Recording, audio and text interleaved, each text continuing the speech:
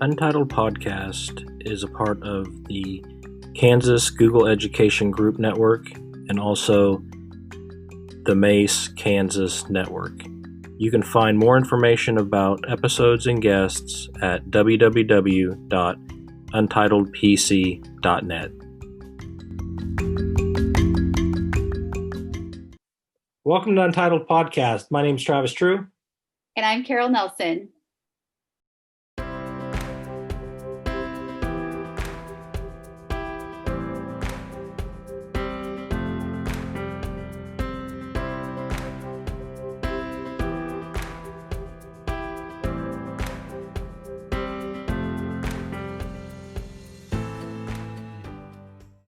Welcome, everyone, to this edition of the podcast. Today we have Eric De La Rosa. He is a tech integration specialist in Bonner Springs. He's a Google educator, a Flipgrid, Wakelet, and Genially ambassador, and is a consultant with educational collaborators. He helped develop the Wyandotte County's first ever YCO Ed Camp, presents on a state, national, regional, and national level. He's presented at KSU at the EdCat Ed Fest, at the Kansas Association of School Board Officials conference in 2016, 2017, 2018. Presented at the KSDE annual conference in 2017, 2018. He's a frequent presenter at Mace, and he's also presented at the TCA conference in Texas and the Osage County Interlocal Community Conference in 2019. Welcome, Eric De La Rosa. Thank you, Travis. Thank you for having me. Eric, it's great to have you with us. Will you just give us a little bit more background for our listeners in your journey to education and how you ended up where you are now? Absolutely. My journey is a little crazy one. So I'm located currently in Eastern Kansas, but I was born and raised in Western Kansas in Garden City, just about 30 miles from the Colorado border. So that's where I was at, and that's where my journey started. When I first went to college, I went to college to seek a degree in business administration. And so I had quite a bit of hours in there, and I was always an athlete in school, and once I got asked to coach in one of our local schools, that changed everything. So I went into education, switched my major, went into education, and finished my degree late. I'm a late bloomer. Finished my degree in 2003. So this would put me at 17 years in education, and then got my master's in 2011. But my journey started in Garden City at Garden City Public Schools. And it was a great experience. And in fact, it's, they always say, wherever you're at, you can always take something from there. And I can definitely say that what I did there, my roles there, being a teacher there, coaching there, it all helped me excel to where I'm at now. So I appreciate everything that was out there that I got from them. After 40 years of living in the same town, my wife and I picked up our lives. She was a hometown gal as well. She was an assistant principal. We picked up our lives and brought our kids to Eastern Kansas, and we both have jobs here at Bonner Springs, Edwardsville School District. We've been here now going on 7 years. So it's been a good one. My current role is technology integration specialist, but I did start out as a technology teacher here. And then after a couple of years of that, moved into the role of this position right here, as we moved into integrating Chromebooks one-to-one. That was our goal. And so along the journey, I started to do a lot of different things, expanding to, presenting, like Travis said, at our district level, but state level. And then, Travis was like, hey, you should present at TCEA or so, and I'm like, man, I'm not going to get picked. And then from there, it's like an addiction. Like, it's fun because one thing about my job, and one thing that I always did in my classroom was I focused on relationships. So I enjoy meeting people, hearing their stories, and knowing what do they encounter on a daily basis, because maybe that can be, I can take that and share that with somebody in my building or somebody I know. It's just having that interaction. And so I love doing that. I love doing my job. And um it couldn't get it, I can't complain. I mean, Travis and Gail were probably two of the very first people that I really latched onto when I took this position, because number one, they were asking me to do a job that nobody had written a script for. And so I knew I had met Travis on maybe a 1 or 2 time basis, and it wasn't much. We said hello, but then I reached out to him and said, "Look, here's where we're going. What is Topeka doing?" And he and I have built a tremendous relationship over the last 5 years. But he is a big reason why I do what I do and how I do it. And we bounce ideas off each other. And Gail was there as well. So it's been a good journey, and our district is thriving, I believe, with what we're doing as we moved into our one-to-one Chromebook implementation. And again, a lot of that is because I had to go find resources and tools, but I wasn't afraid to do that. I guess with doing what I'm doing, I wasn't afraid to reach out. And if you had asked me to ask for help in school, I wouldn't do that, because it was just like I I'm too cool for that. And now I've just realized if I don't ask for help, I can't move forward. And so I let the ego down and let my brain go, you need help. So and that leads me here today. So it's been a great 17-year journey. I can't complain. It's been good. Yeah, I always like talking to you and just, catching up every once in a while, seeing how things are going, because you guys are doing some good things over there. One of the really cool things is your spring professional development day that you've had the last few years. Um, Once you kind of tell everybody how that is set up, what makes it unique, um, It is different. how it's yeah, how it's been successful because you continue to do it, and then are you planning on having one in the spring with everything that's going on? Yeah. So what Travis is talking about is so when we decided as a district we were going to um, make a plan to move our district through the implementation of going 1-to-1 for all our kids K through 12 with Chromebooks.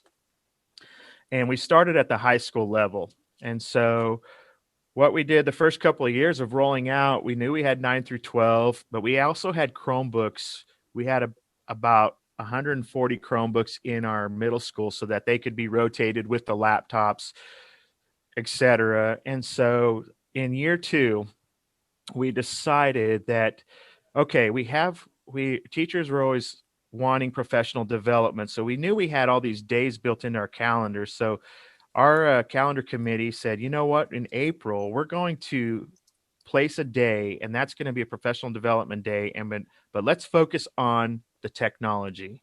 And so that day became like a conference day. And what I did is they said, how can we make this work? How can we get our entire district to come under one roof, and that's all we're doing is just technology.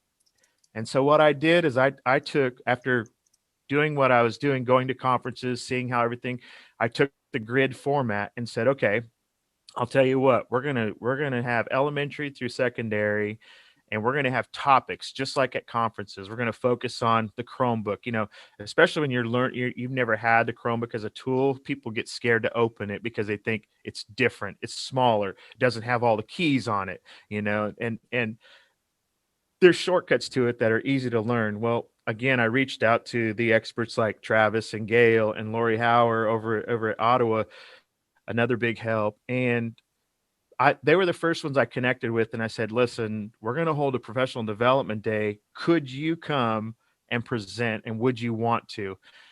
And if they said no, I totally understood, but they didn't. They jumped on. We're all on the same bandwagon because we're all doing the same thing.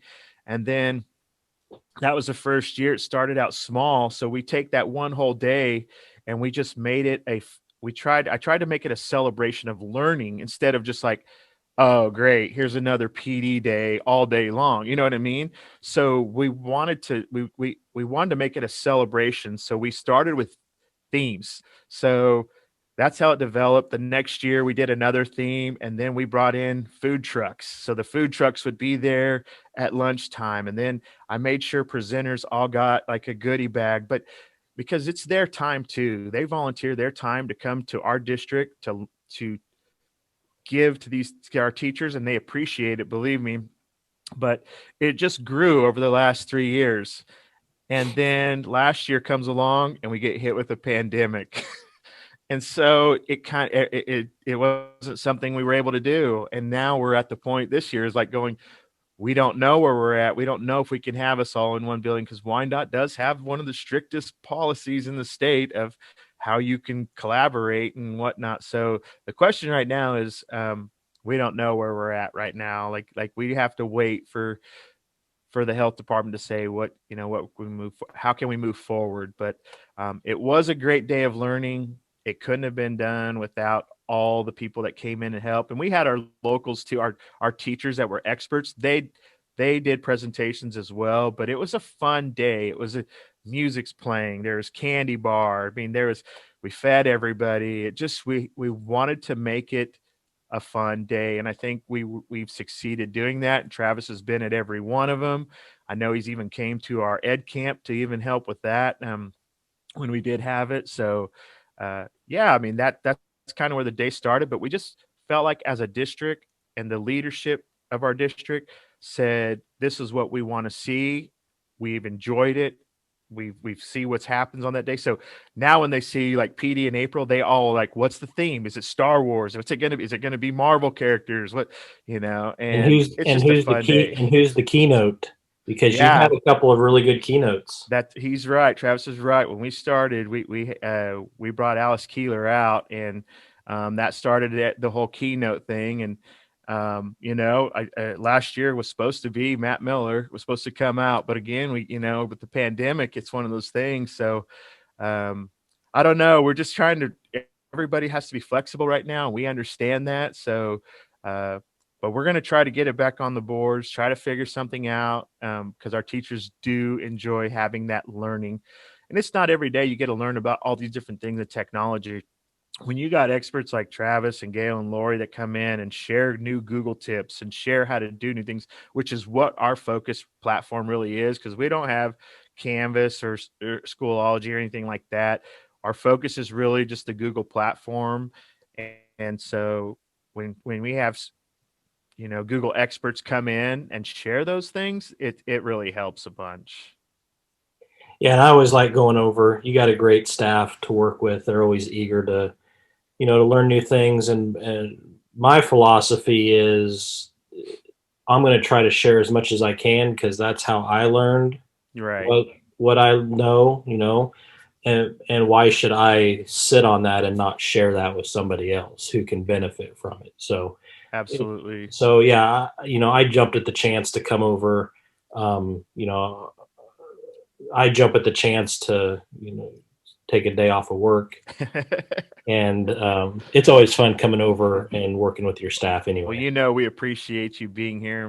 Mostly, I appreciate you being here and whatnot. But everyone from around the state, and as I meet more and more people, that opens a door for me to invite more people from across the state, and who are in this position or who are finding themselves in this position.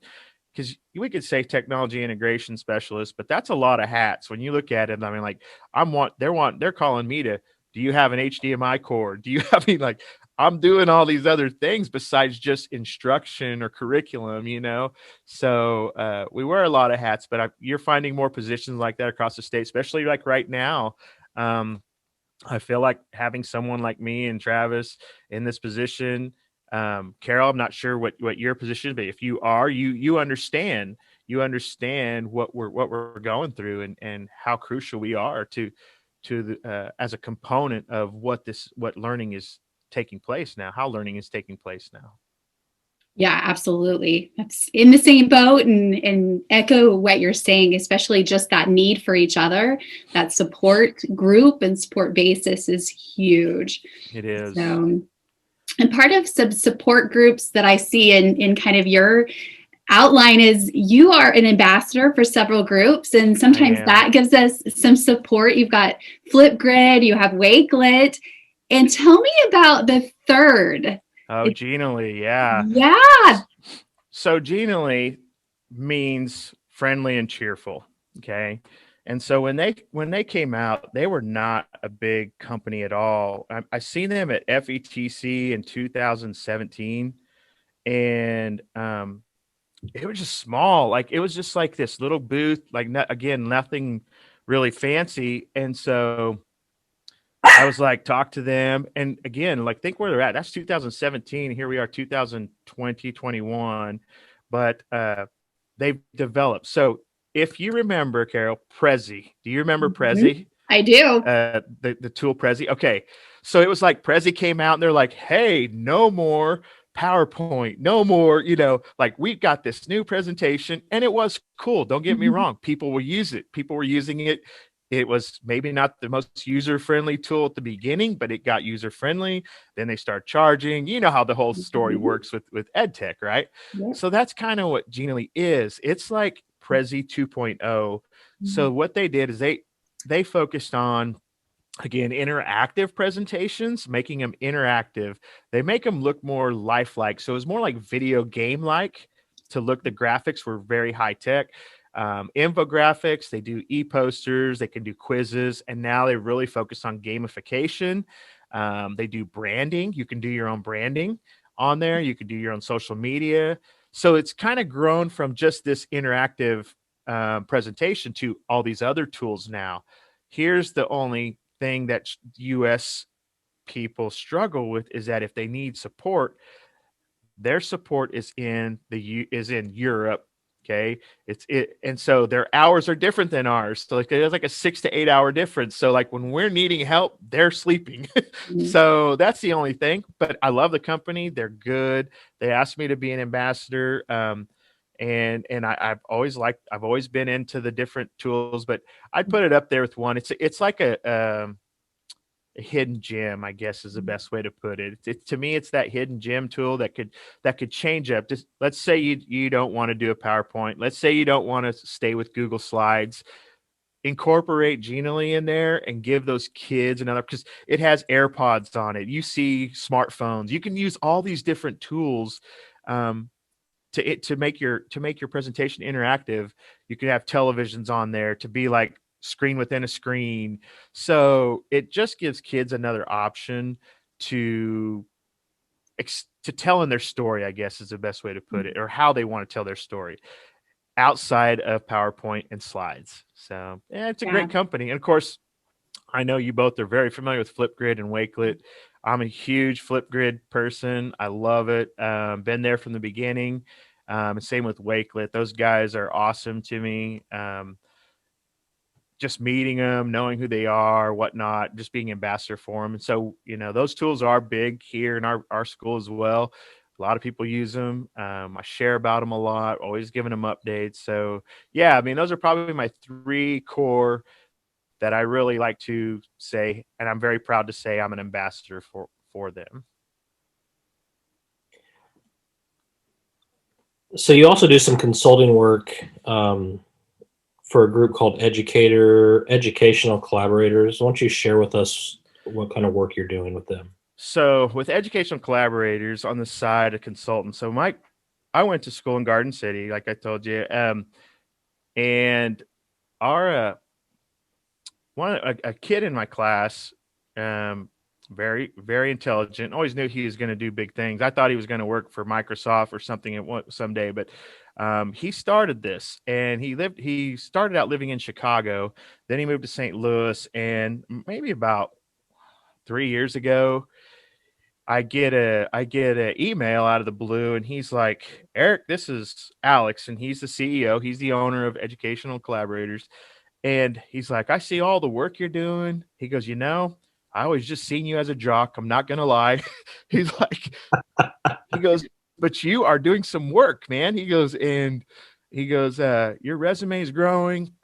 I'm hearing your name out there. I'm seeing your name on Twitter, Anyway, he said, I'd like you to come on and be a consultant for us. And I'm like, no way, really? Like, this is awesome. To me, I feel honored because I don't even feel like I'm on the same intelligence level as him. So it was a huge honor for him to ask me. But yeah, I came on and I've got to meet some really great people. And so when you educational collaborators is very similar, parallel to EdTech team, which we all hear of, EdTech team. They work with a lot of districts. So, we get to pick and choose where we want to go, if we want to be a consultant for this or that, how it works. So I get to pick and choose where I want to go. If I want to do it, I don't have to do it, but we're always doing collaborations. We're always doing PD. So that's where I get some more PD because I'm learning about things I didn't know about that existed. And so that was the other thing. So everything I do with them, the great benefit for our district is I can bring it back here and share it with them at no cost. So that's the plus side of doing the job. The downside is if I do go consult somewhere, I got to take the time off to go do it. So, but it has helped me in the areas of, Microsoft, innovative educator, or getting that next Google status, which currently I'm working on becoming a Google certified coach. So that's helped. So I got to have all the work done before I have my training January 29th. So I have like 9 days to complete my coursework for that, So for me personally, it's another piece of my educational toolbox of helping me be better at what I do, go share my knowledge and meet new people. So, and there's no better way to do that. I know there's some big names that are consultants with us. There's over like 100 plus of us across the United States, but Bill Bass, president of ISTE, he's one of the consultants with us. So when he shares something on our board, I mean, I'm always reading it, and trying to find out, learn from somebody else what I need to do. Everyone's very willing to share. That's what I found with here is like, nobody's like, I'm the expert, I'm not sharing with nobody, go figure out how you do it yourself. It's like, hey, oh, what, you need this? Hey, get a hold of me, I can help you. So that's what's been great, because there's things I haven't known that I was like, oh wow, I did not know you could do that, or I didn't know that did that, specifically. So, and it's not just education, they do network, they do all other things, but my specifics are based more like ed tech, Google, Microsoft, those type of things. So that's where my focus is when I'm looking at consulting jobs, is I look for those, because the IT part, yeah, that's for the other smart people on the other side that they can figure that out. So it's been good though. It's been good. I've been blessed to be a part of that. Meet a lot of people there too, like I said. That's great. This is a question that we've asked everyone that we meet with. What is something that you will take away from this time of teaching during COVID that you would continue forward? It's kind of looking at the positive side of what we're dealing with. Man, when I look back at how all this started, here's the thing: is like some classrooms weren't technology driven. And we all seen that. All three of us have seen that. And all of a sudden, innovation moved from these margins to being the center of what's about to happen. And I think that we see new strategies develop, right? But if we don't sustain those strategies that developed, if we don't sustain those, I can't see us moving forward. So I think that for me, what I'm trying to do is get teachers to understand is that you can move out of the traditional classroom and still give these kids, your students, the best learning possible.